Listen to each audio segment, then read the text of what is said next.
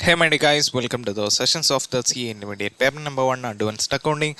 നമ്മൾ ഡിസ്കസ് ചെയ്തുകൊണ്ടിരിക്കുന്നത് AS20 earnings per share എന്ന് പറയുന്ന ഒരു അക്കൗണ്ടിങ് സ്റ്റാൻഡേർഡാണ്. ഇതിൻ്റെ first part basic earning per share എന്ന് പറയുന്ന കോൺസെപ്റ്റ് നമ്മൾ ഓൾറെഡി ഡിസ്കസ് ചെയ്തു.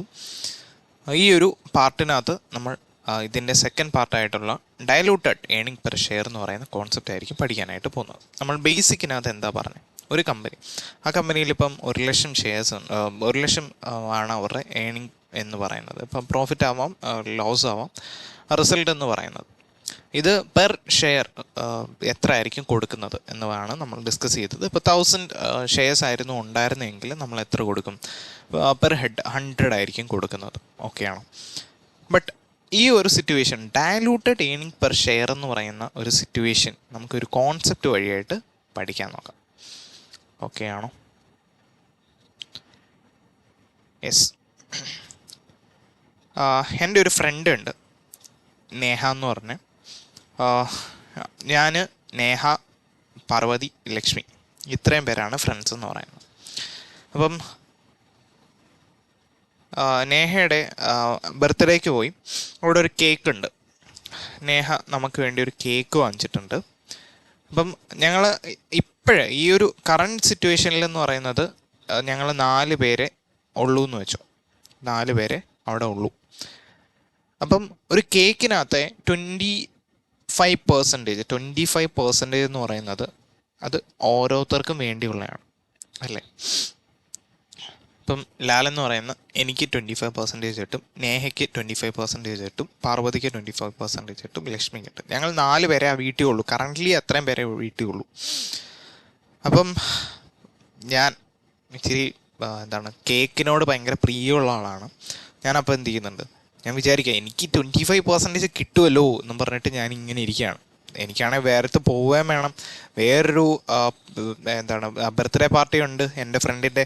അപ്പോൾ ആ ഇതും ഞാൻ അറ്റൻഡ് ചെയ്യണം. ബട്ട് അവിടെ പോയി കഴിഞ്ഞാൽ എനിക്ക് 10% കിട്ടത്തുള്ളൂ. അപ്പോൾ 25% ഉള്ള ഈ പാർട്ടിയിൽ നിന്ന് കഴിഞ്ഞാൽ എനിക്ക് എന്ത് കിട്ടും? കേക്ക് കിട്ടും. ഓക്കെയാണ്. അപ്പം ആ ഒരു സിറ്റുവേഷനകത്ത് ഞാൻ ഇവിടെ തന്നെ നിൽക്കുകയാണ്, കേക്ക് ഇത്രയും കിട്ടുമെന്ന് പറഞ്ഞിട്ട്. 4 പേരേ ഉള്ളൂ. ദ സെയിം ടൈം നേഹ ഒരു തുറന്നു പറച്ചിൽ പറയാണ്, നമ്മുടെ ഇവിടെ വർക്ക് ചെയ്യുന്നൊരു ആൻറ്റി ഉണ്ട്, ആൻറ്റിക്കും കൂടെ ഇച്ചിരി കേക്ക് നമുക്ക് കൊടുക്കണം എന്ന് പറഞ്ഞു. ചേച്ചി ഇവിടെ ഇല്ല, കറൻ്റ്ലി ഇപ്പം ചേച്ചി ഇവിടെ ഇല്ല. അങ്ങനെ കൊടുക്കുകയാണെങ്കിൽ നമുക്ക് എത്ര ആയിരിക്കും? 5 പേരായിരിക്കും വരുന്നത്. അങ്ങനെയാണെങ്കിൽ എത്ര പെർസെൻറ്റേജ് ആയിരിക്കും? 20% ആയിരിക്കും ഈച്ച് പെർ ഹെഡ് കിട്ടുന്നത്. ഓക്കെയാണോ? ചേച്ചി കറൻ്റ്ലി ഇവിടെ ഇല്ല. നേഹ പറഞ്ഞേക്കുന്നതെന്ന് പറയുന്നത്, ചേച്ചിയാണെങ്കിൽ ചേച്ചിക്ക് ഇച്ചിരി ഷുഗർ പ്രശ്നമുണ്ട്, അപ്പം ചേച്ചി കഴിക്കാനുള്ള സാധ്യത കുറവാണ്. ഓക്കെയാണോ? അല്ലെങ്കിൽ ചേച്ചി ചിലപ്പം കഴിക്കാനുള്ള സാധ്യത ഉണ്ട് എന്ന് പറയാണ്. ഞാനാണെങ്കിൽ 20% കിട്ടത്തുള്ളൂ, ഇതെന്ത് ചെയ്യും എന്നും പറഞ്ഞിട്ടാണ് നിൽക്കുന്നത്. അവിടെ ഒരു കണ്ടീഷൻ നിലനിൽപ്പുണ്ട്. ഓക്കെയാണോ? ചേച്ചി വേണേ കഴിക്കാം, ചേച്ചിക്ക് കഴിക്കാതിരിക്കാം, ചേച്ചി വന്നാലേ പറ്റൂ, ഇങ്ങനെയൊക്കെ ഉള്ളത്.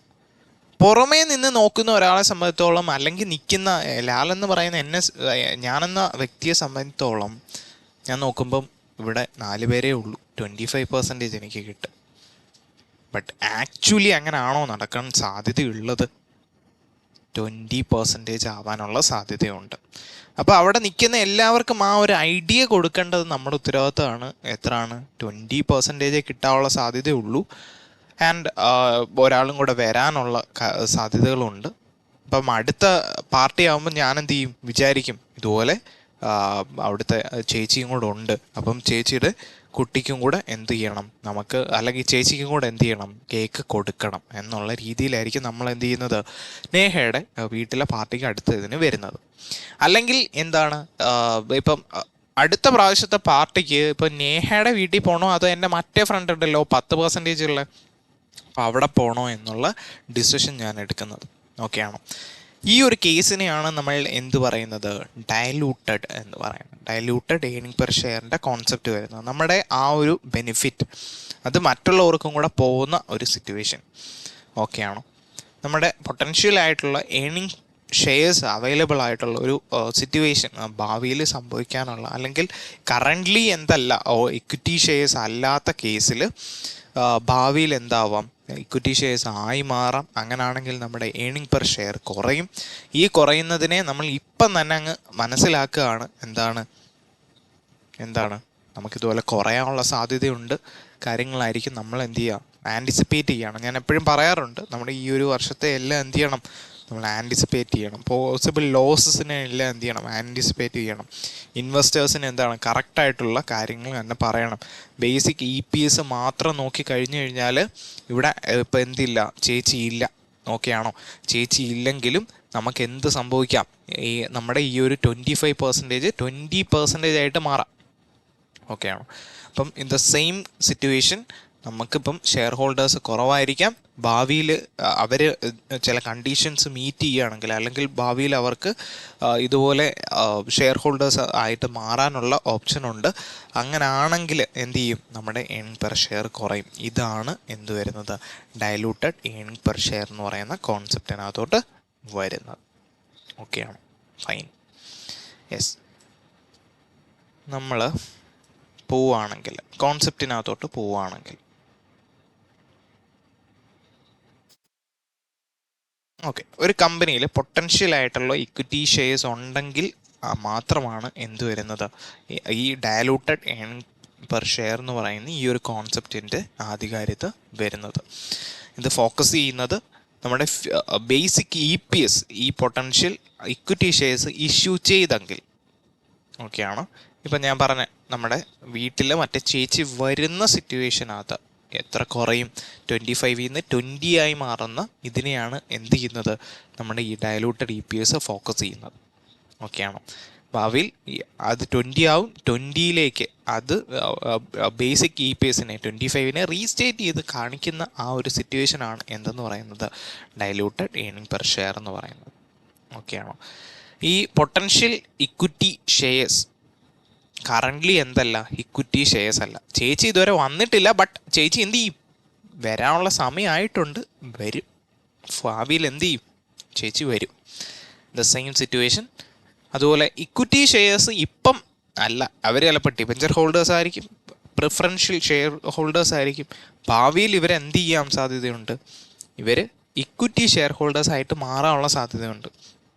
ചിലപ്പോൾ ഇപ്പോൾ അവർ എംപ്ലോയീസ് ആയിരിക്കാം, അങ്ങനെ what over the case may B, okay. അപ്പം അതാണ് ഈ ഒരു കോൺസെപ്റ്റ് കൊണ്ട് ഉദ്ദേശിക്കുന്നത്.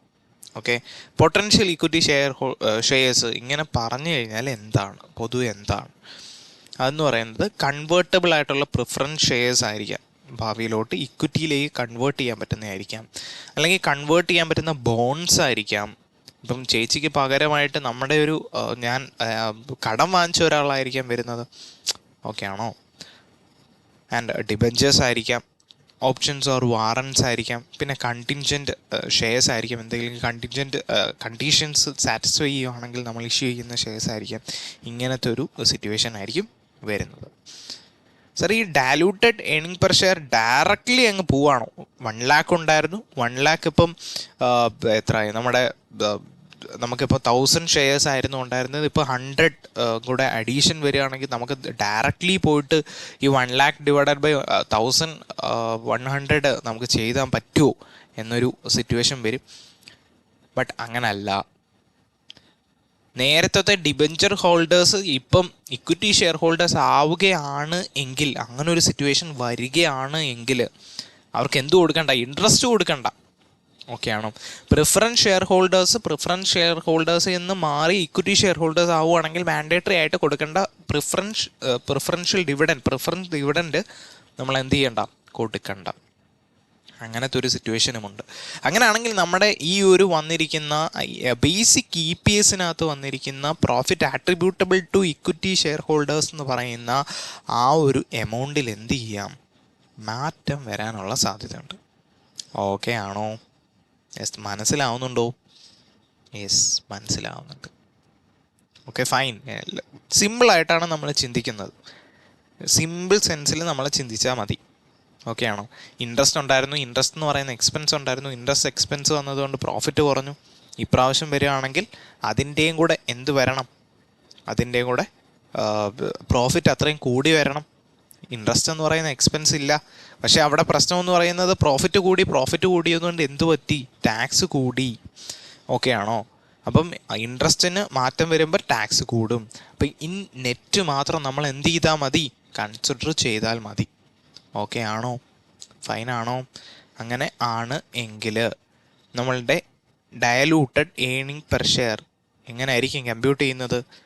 ബേസിക് ഇ പി എസിനകത്ത് നമ്മൾ കമ്പ്യൂട്ട് ചെയ്ത് സെയിം കൈൻഡ് അതേപോലെ പോവാം. ഓക്കെ ആണോ? പ്രത്യേകിച്ച് ഒന്നും ഇല്ലടേ, അത്രയേ ഉള്ളൂ.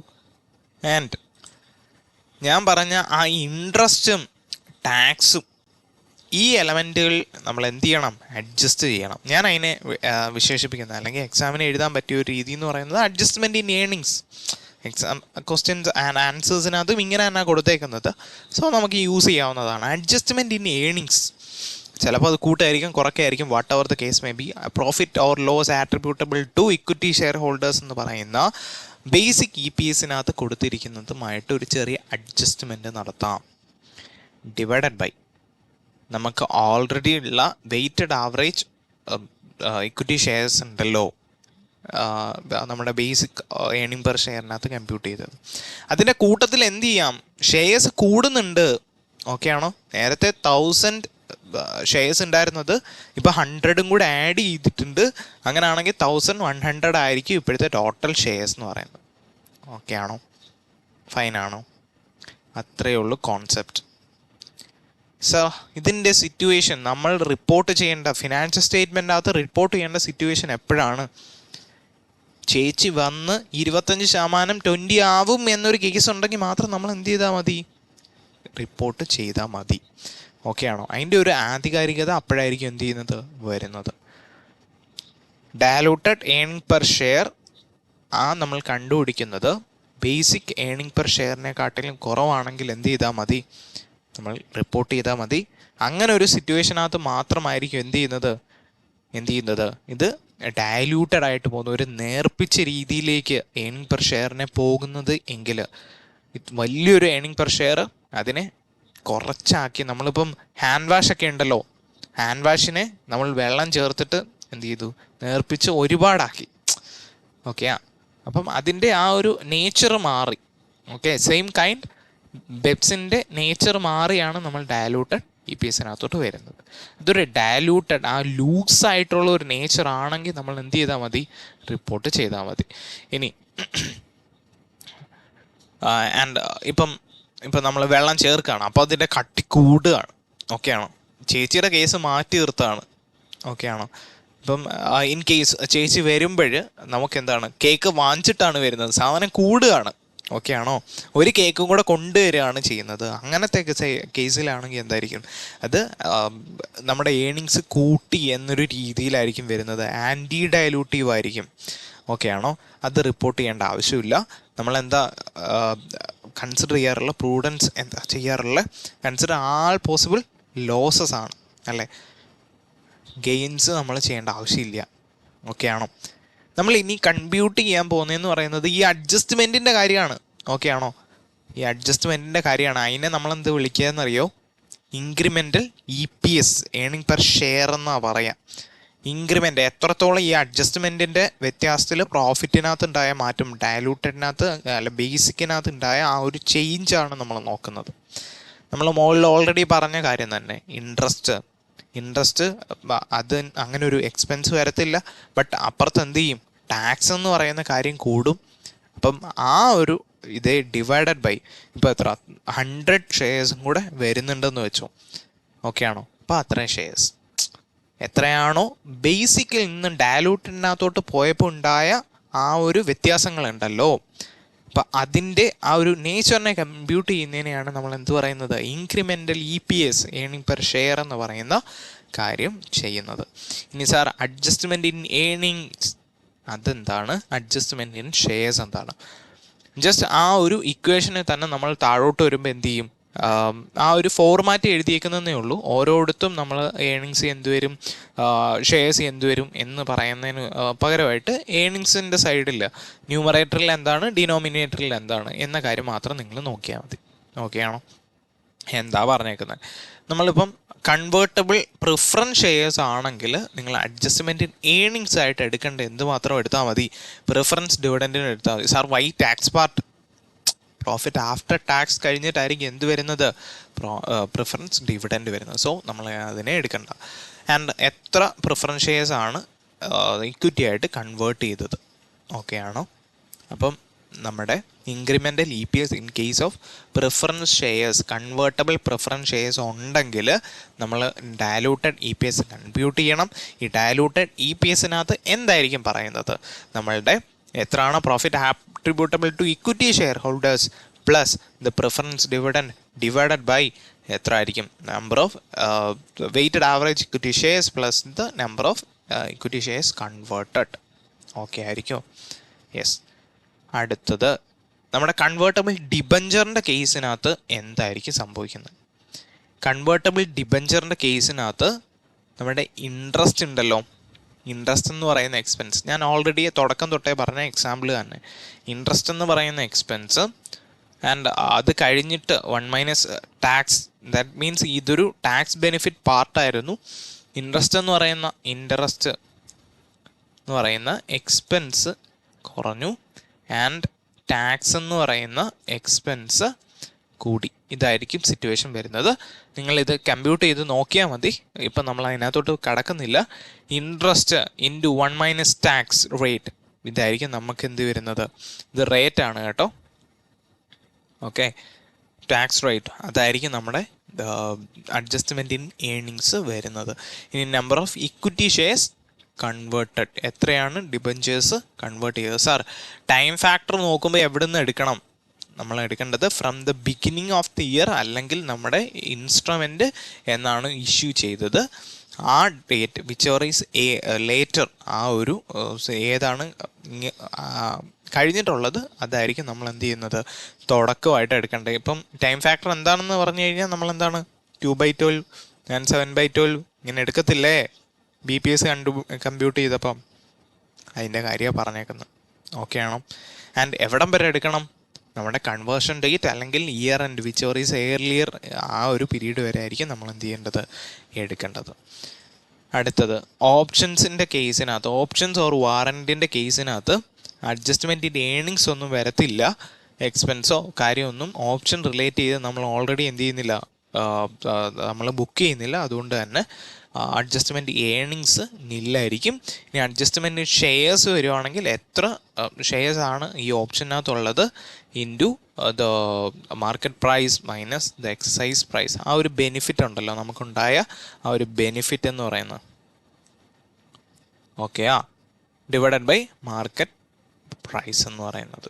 ഇതാണ് നമ്മുടെ എന്ത് പറയുന്നത്, അഡ്ജസ്റ്റ്മെൻറ്റ് ഇൻ ഷെയർസ് പറയുന്നത്. എന്ന് വെച്ചാൽ എന്താണ്, ഈ ബെനിഫിറ്റിൻ്റെ ആട്രിബ്യൂട്ടബിൾ ആയിട്ടുള്ള മാർക്കറ്റ് പ്രൈസ് എത്ര ഷെയർസ് ആണ് ഈ ഒരു ഓപ്ഷനകത്ത് വരുന്നതെന്ന്. ഇത് ഈ ഷെയർസ് അണ്ടർ ഓപ്ഷൻ എന്ന് പറയുന്ന സത്യത്തിൽ മാർക്കറ്റ് പ്രൈസിൻ്റെ അണ്ടറിലാണ്. അങ്ങനെയാണെങ്കിൽ എന്താണ്, നമ്മുടെ എക്സസൈസ് പ്രൈസിനനുസരിച്ചുള്ള ഷെയർസ് എത്ര വരും എന്നതാണ് അവിടുത്തെ ലോജിക്ക് വരുന്നത്.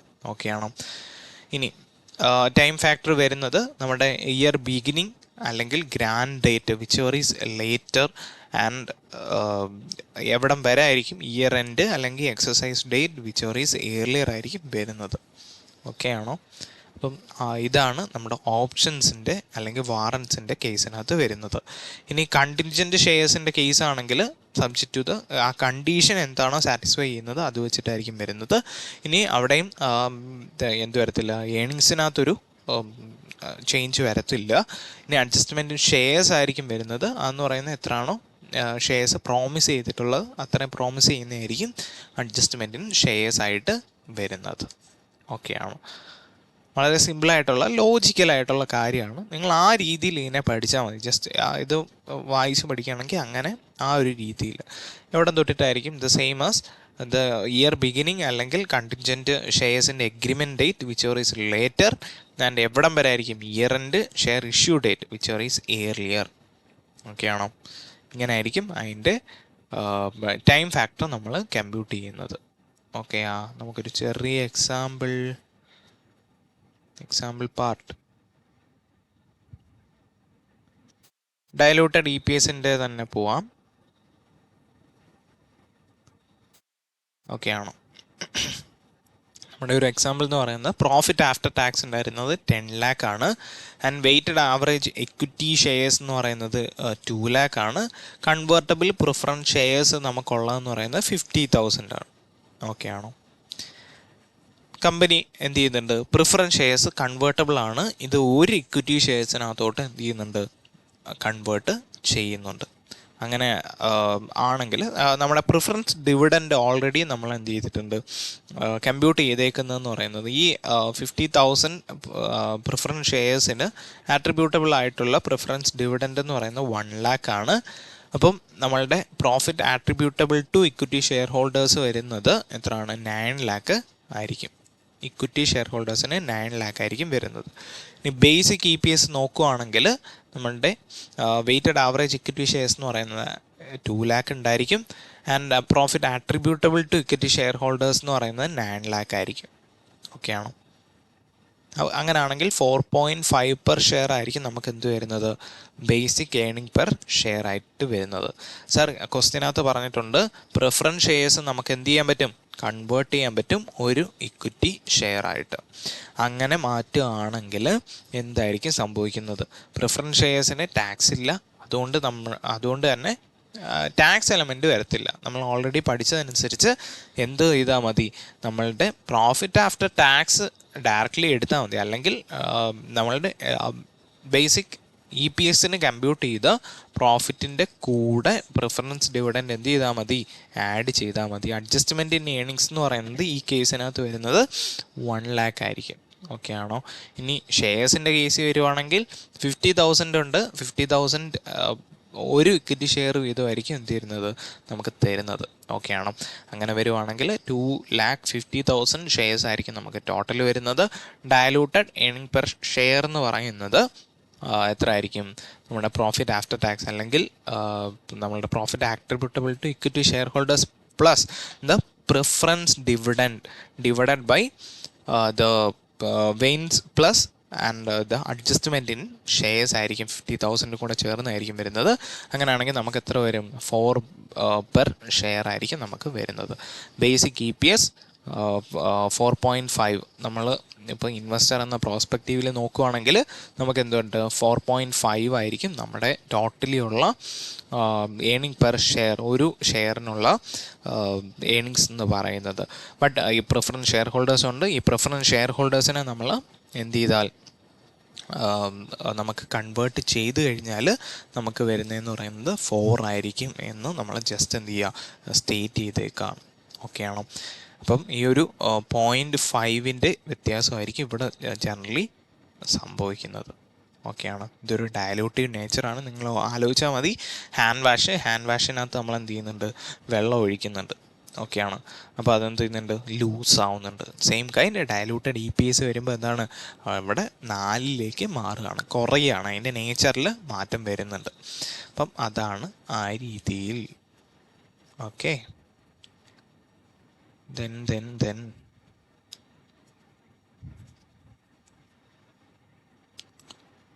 ഡയലൂട്ടഡ് EPSനകത്തുനിന്ന് എക്സാമിന് എന്ത് വരുന്നുണ്ട്? ക്വസ്റ്റ്യൻസ് വരാറുണ്ട്. ഇനി ഇൻ കേസ് ഇത് ഫൈനലിന് റിലേറ്റ് ചെയ്ത ഒരു പോർഷനാണ് എങ്കിലും നിങ്ങളും ഡയലൂട്ടഡ് EPS പഠിക്കുന്നത് കൊണ്ട് എന്ത് ചെയ്താൽ മതി? പഠിക്കണം. ഓക്കെ ആണോ? ആൻഡ് നമുക്കിപ്പം multiple earning per share in case of potential നമ്മുടെ EPS in case of multiple, ഇപ്പം നമ്മൾ ഓൾറെഡി ഡിസ്കസ് ചെയ്തത് ഡിബഞ്ചർ ഡിസ്കസ് ചെയ്തു, പ്രിഫറൻസ് ഷെയർസ് ഡിസ്കസ് ചെയ്തു, ആൻഡ് എന്താണ് ഓപ്ഷൻസ് വാറണ്ട് ഒക്കെ ഡിസ്കസ് ചെയ്തു. ഇപ്പോൾ ഒരു കമ്പനിയെ സംബന്ധിച്ചോളം പ്രിഫറൻസ് ഡിവിഡൻഡ് പ്രിഫറൻസ് ഷെയർസ് മാത്രം ആയിരിക്കത്തില്ല. ഡിബഞ്ചർ കാണാം, ഓപ്ഷൻസ് കാണാം, ഇങ്ങനെ എല്ലാ കേസും ഉണ്ടായിരിക്കാം. ഓക്കെ ആണോ? അപ്പം നമ്മൾ ഇതിനെ എല്ലാം കൂടെ കൺസിഡർ ചെയ്താലും നമ്മൾ ഏതായിരിക്കും ഫിനാൻഷ്യൽ സ്റ്റേറ്റ്മെൻറ്റിനകത്ത് കാണിക്കേണ്ട ഫിഗർ? ഓക്കെ ആണോ? ഒറ്റോണേ നമുക്ക് കാണിക്കാൻ പറ്റത്തുള്ളൂ. അപ്പം ഏതായിരിക്കും നമ്മൾ കാണിക്കേണ്ടത് എന്ന ഒരു ക്വസ്റ്റ്യനാണ് വന്നേക്കുന്നത്. അതെന്ന് പറയുന്നത് നമ്മളിപ്പം കമ്പ്യൂട്ട് ചെയ്യേണ്ട ഒരു മെത്തേഡ് എക്സാം പോയിൻ്റ് ഓഫ് വ്യൂവിൽ നമ്മൾ ചെയ്യുകയാണെങ്കിൽ, അല്ലെങ്കിൽ പ്രാക്ടിക്കലി നോക്കുകയാണെങ്കിൽ നമ്മൾ ചെയ്യേണ്ടതെന്ന് പറയുന്നത്, ആദ്യം നമ്മൾ ചെയ്യേണ്ടത് ഇൻക്രിമെൻ്റൽ EPS ഓരോ ടൈപ്പ് അതിനും നമ്മൾ എന്ത് ചെയ്യണം? കമ്പ്യൂട്ട് ചെയ്യണം. ഓക്കെയാണോ? നമ്മൾ ഓൾറെഡി പറഞ്ഞു എങ്ങനെയാണ് adjustment in earnings divided by adjustment in shares. ഓക്കെയാണോ? ഇത് നമ്മൾ കമ്പ്യൂട്ട് ചെയ്യാം. എന്നിട്ട് ഓൺ ദ ബേസ് ഓഫ് നമ്മളുടെ പൊട്ടൻഷ്യൽ ഇക്വിറ്റി ഷെയർസ് ഏതാണ് ഇൻക്രിമെൻറ്റിൻ്റെ ബേസിൽ നമ്മൾ എന്ത് ചെയ്യുക, റാങ്ക് ചെയ്യുക. ഏതാണോ കൂടുതൽ ഡയലൂട്ടീവ് അല്ലെങ്കിൽ ഏതിനാണോ ഇൻക്രിമെൻ്റൽ EPS കുറവുള്ളത് അതെന്തായിരിക്കും, കൂടുതൽ ഡയലൂട്ടീവ് ആയിരിക്കും. അതിനായിരിക്കും എന്തായിരിക്കും കൂടുതലായിട്ടുള്ള ഡയലൂട്ടീവ് നേച്ചർ ഉണ്ടായിരിക്കും, അതിനെ റാങ്ക് ചെയ്യുക. ഓക്കെ ആണോ? ആൻഡ് പിന്നെ നമ്മൾ എന്ത് ചെയ്യുക, ഡയലൂട്ടഡ് EPSനെ ഈച്ച് പൊട്ടൻഷ്യൽ ഇക്വിറ്റി ഷെയർസ് അതിൻ്റെ ബേസിൽ 1/1 ആയിട്ട് നമ്മൾ കമ്പ്യൂട്ട് ചെയ്യുക. ഇപ്പം ഓപ്ഷൻസും പ്രിഫറൻസ് ഡിവിഡൻറ്റും ഉണ്ട്, ഡിബഞ്ചേഴ്സും ഉണ്ടെന്ന് വെച്ചോ. അങ്ങനെയാണെങ്കിൽ ഓപ്ഷൻസ് ആദ്യം കാണുക, പിന്നെ പ്രിഫറൻസ് ഷെയർസ് ആണ്, പിന്നെന്ത് ചെയ്യുക പ്രിഫറൻസ് ഷെയർസ് പ്ലസ് ഡിബഞ്ചർ ആണ്. ഇങ്ങനെ ഒരു ക്യുമുലേറ്റീവ് നേച്ചറിനകത്തോട്ട് നമ്മൾ പോവുക. ദെൻ ഡയലൂട്ടഡ് EPS എവിടാണോ ഏതിനാണോ ലോ ആയിരിക്കുന്നത് അതെന്ത് ചെയ്യാം, അത് നമ്മൾ കാണിക്കാം. ഓക്കെ, എന്തിനാണ് നമ്മൾ ഈ ലോവസ്റ്റ് കമ്പ്യൂട്ട് ചെയ്യുന്നത്? ഓക്കെയാണ് സാർ, എന്തുകൊണ്ടാണ് ഈ ഡയലൂട്ടഡിനകത്ത് പിന്നീട് 1/1 ആയിട്ട് നമ്മൾ പോകുമ്പോൾ ലോവസ്റ്റ് എടുക്കുന്നത്? ഒരു ചോദ്യമായിട്ട് നിങ്ങൾക്ക് തോന്നാം. It's A cumulative nature. ഇപ്പോൾ ആദ്യം നമ്മൾ എന്താണ് കുറച്ച് മിക്സ് ചെയ്യുകയാണെന്ന് വെച്ചു. ആദ്യം ഓറഞ്ച് ജ്യൂസിനകത്ത് കുറച്ച് എന്ത് ചെയ്തു, കുറച്ച് ഗ്രേപ്പ് ജ്യൂസ് ഒഴിച്ചു, എന്നിട്ട് പിന്നെ കുറച്ച് ആപ്പിൾ ജ്യൂസ് ഒഴിച്ചു. അങ്ങനെ വരുമ്പോഴത്തേനും ഓറഞ്ച് ജ്യൂസിൻ്റെ നേച്ചർ ആയിരിക്കത്തില്ല അവിടെ വരുന്നത്. ഓക്കെയാണ്.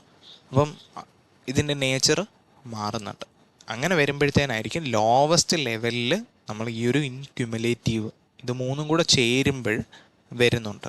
അപ്പം നമ്മൾ അതിനെയായിരിക്കും ഡയലൂട്ടീവായിട്ട് എടുക്കുന്നത്. അങ്ങനെ ചിന്തിക്കാൻ വേണ്ടി ജസ്റ്റ് നമ്മൾ എന്ത് ചെയ്താൽ മതി, ഏറ്റവും ലോവസ്റ്റ് ലെവലിലുള്ള ഡയലൂട്ടീവ് എടുത്താൽ മതി എന്ന് പറഞ്ഞ് വരുന്നതേ ഉള്ളൂ.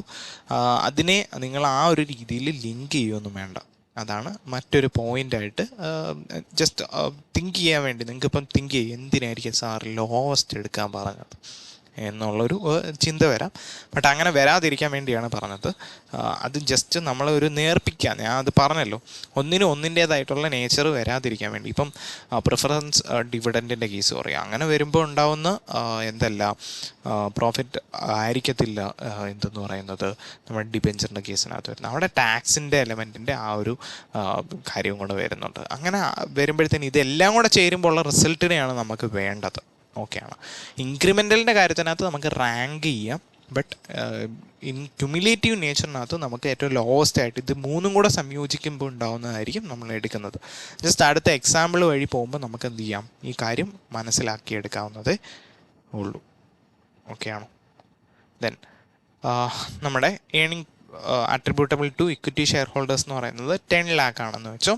And the weighted average number of equity shares എന്ന് പറയുന്നത് 2 lakh. അങ്ങനെയാണെങ്കിൽ ബേസിക് EPS എന്ന് പറയുന്നത് എത്ര ആയിരിക്കും, 5 per share ആയിരിക്കും വരുന്നത്. ഓക്കെ. ആൻഡ് പൊട്ടൻഷ്യൽ ഇക്വിറ്റി ഷെയർസിനകത്ത് ഇൻക്രിമെൻ്റൽ പ്രോഫിറ്റ് എന്ന് പറയുന്നത് 1,20,000 ആൻഡ് ഷെയർസ് കൺവേർട്ട് ചെയ്യുന്നത് 40,000 ആണെന്ന് വെച്ചാൽ. ഇനി കൺവേർട്ടബിൾ പ്രിഫറൻസ് ഷെയർസ് 60,000 ആണ് ഇൻക്രീസ് ഇൻ പ്രോഫിറ്റിനകത്ത് വരുന്ന ആ ഒരു പാർട്ടെന്ന് പറയുന്നത്. അല്ലെങ്കിൽ അഡ്ജസ്റ്റ്മെൻറ്റ് ഇൻ ഏണിങ്സ് അത് തന്നെയാണ്. ആൻഡ് അഡ്ജസ്റ്റ്മെൻറ്റ് ഇൻ ഷെയർസ് വരുന്ന 30,000 ആയിരിക്കും വരുന്നത്. അടുത്തത് ഓപ്ഷൻസിൻ്റെ കേസിനകത്ത് ഞാൻ ഓൾറെഡി പറഞ്ഞു, പ്രോഫിറ്റിനകത്ത് ഇതിൻ്റേതായിട്ടൊരു എമൗണ്ട് വരത്തില്ല. And increase in shares already employee ഓപ്ഷനകത്തു നിന്ന് വരുന്ന ആ ഒരു ഷെയർസ് 20,000 ആയിരിക്കും വരുന്നത്. നമ്മൾ ആദ്യം എന്ത് ചെയ്യണം, നമ്മുടെ ആ ഒരു സ്റ്റെപ്പ് അനുസരിച്ച് ആദ്യം ഇൻക്രിമെൻ്റൽ EPS കമ്പ്യൂട്ട് ചെയ്യണം. ഇൻക്രിമെൻ്റൽ EPS കമ്പ്യൂട്ട് ചെയ്യുമ്പോൾ എങ്ങനെയാണ്, നമ്മൾ ഡിബഞ്ചേഴ്സ് ഉണ്ട്, ഡിബഞ്ചേഴ്സ് ആണെങ്കിൽ നമ്മുടെ ഏണിങ്സ് എത്ര ആണോ, adjustment in earnings divided by shares ആയിരിക്കും വരുന്നത്. Okay, just a second.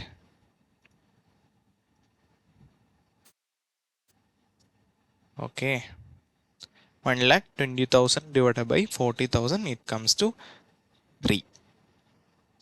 Okay, and the preference ഷെയർസിനകത്ത് വരുന്ന ഇൻക്രിമെൻ്റൽ EPS എന്ന് പറയുന്നത് 60,000 ഡിവൈഡ് ബൈ 30,000.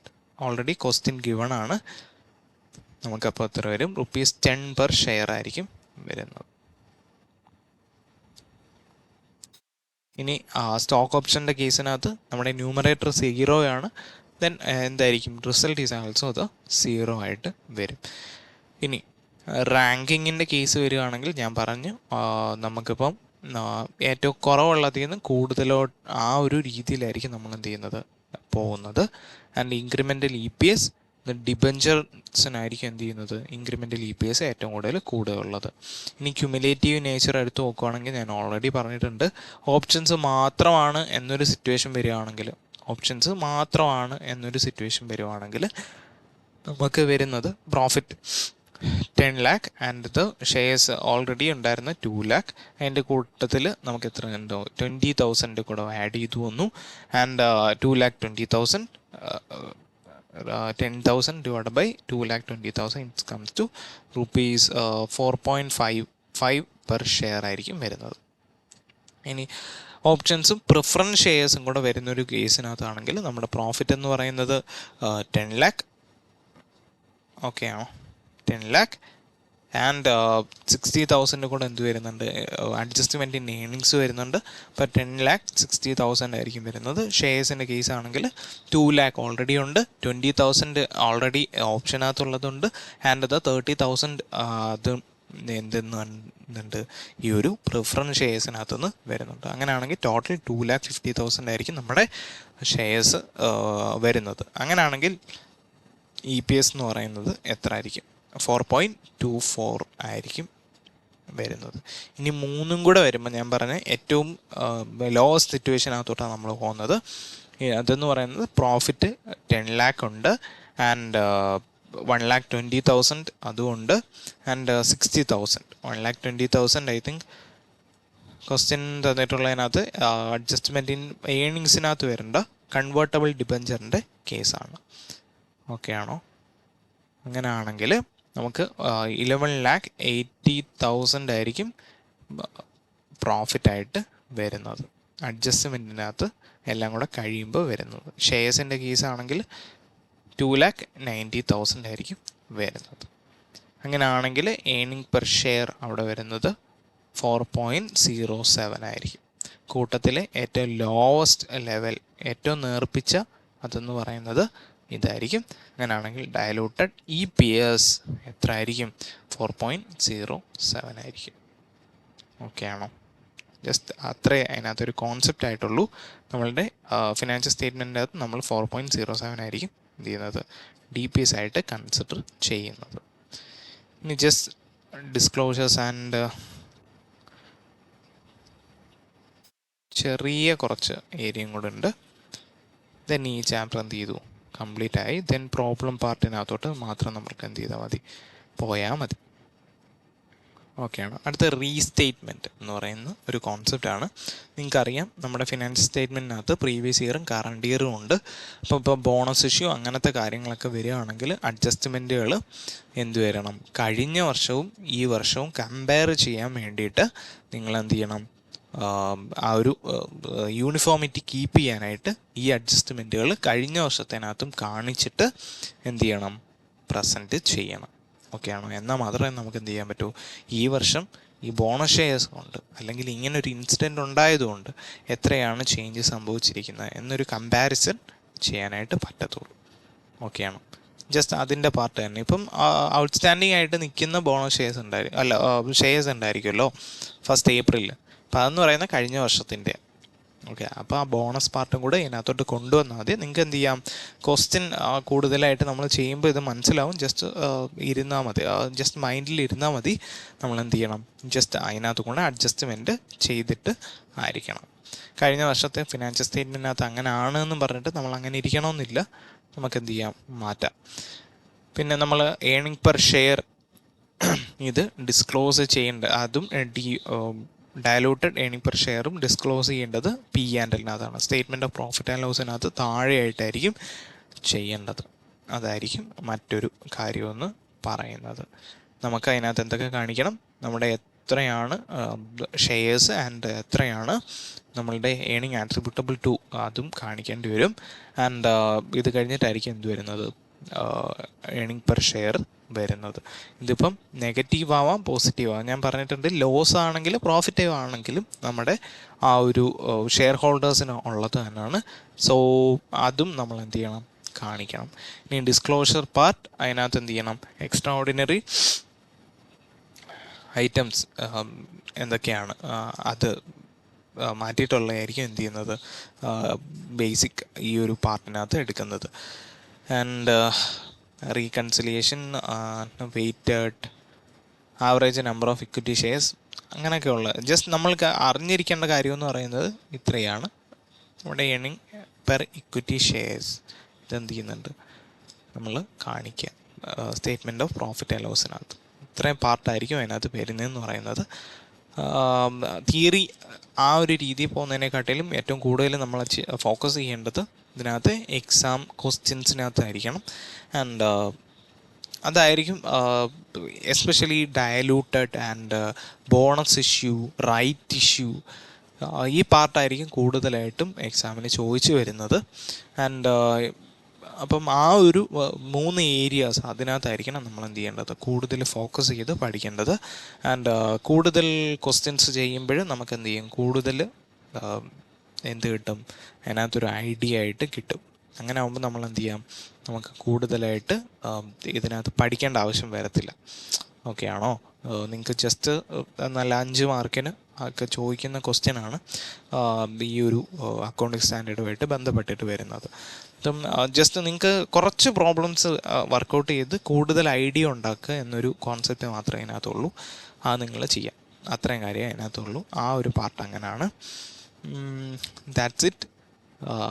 നെക്സ്റ്റ് ക്വസ്റ്റ്യൻസിൻ്റെ വീഡിയോസിനകത്ത് കാണാം. Take care, bye bye.